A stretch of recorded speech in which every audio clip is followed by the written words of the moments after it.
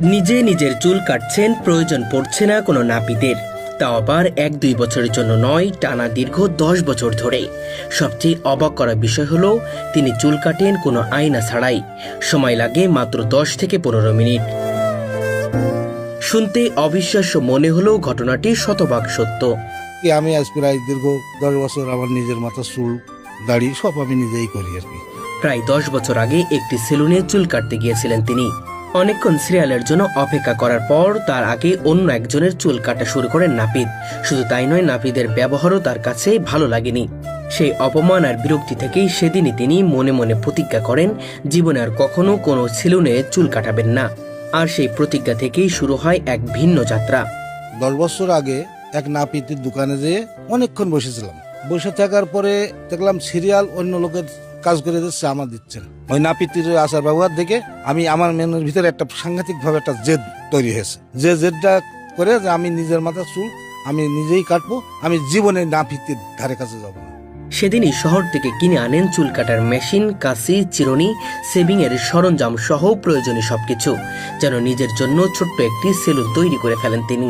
শহরে যে যতগুলো কিনলাম, এই একটা কাউচি কিনছি, 2টো কাউচি কিনছি, একটা চিরুনি, তারপরে যে মেশিনটা, তারপরে ওই ফিটকারি, ওই ক্রিম, সব যা লাগে। আরও অবাক করা বিষয়, তিনি কোনো পেশাদার নাপিত নন। এমনকি তার পরিবারের কেউ কখনো এই পেশার সঙ্গে জড়িত ছিলেন না। চুল কাটানো আসলে আমি কোনো প্রফেশনাল লোক নাই, আমি কোনোদিন চুল কাটাইও নি, আমার বাপদাদার 14 গোষ্ঠী কেউ চুল কাটায় না। অথচ তার চুল দেখলে যে কেউ মনে করবে বুঝি কোনো দক্ষ সেলুন কর্মীর কাছ থেকে চুল কেটে এসেছেন। নিখুঁত হাতে, অসাধারণ দক্ষতায় তিনি বছরের পর বছর ধরে নিজেই নিজের চুল কেটে আসছেন। আর এই ব্যতিক্রমী প্রতিভার অধিকারী মানুষটির নাম মোহাম্মদ মিজানুর রহমান, বয়স 60 বছর। 10 মিনিটের ভিতরে আমার চুল দাড়ি কাটানো হয়। এই দেখেন, আমি তো নিজে চুল নিজে কাটলাম, দেখেন কোনো জায়গায় তো সমস্যা আছে কিনা। আসলে সমস্যা হয় না, বা এটা অন্যরা প্রশংসা করে, বলে যে আসলে খুব ভালো হয়েছে। আমার এই আঙুলগুলোই মনে করেন যে মানুষের কাজ করে। আর পিছনে যদিও আমার চোখ নাই, তবু আমার অন্তর চক্ষু দ্বারা আমি বুঝতে পারি যে এই জায়গায় এই হচ্ছে, এই জায়গায় এই হচ্ছে, বুঝতে পারি, দেখতে পারি না। তো সেই হিসাবে এই আঙুলগুলোর আমার মাপ, এই আঙুলের গাছ সাথে আমি খোঁজ দিয়ে দিই, তারপরে আস্তে আস্তে আঙুল উঁচু করি, এভাবে করতে করতে যেখানে যে সাইজ আমি সে সাইজে চুল কাটাতে পারি।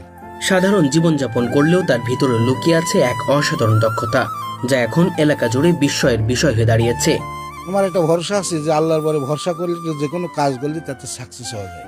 আমার তো একটা ছোটখাটো মুদির দোকান আছে, সেখানে অন্য লোক যারা আসে তারা বলে এইবার কিন্তু আমার কেটে দিতে হবে। এভাবে অনেকে আমার কাছে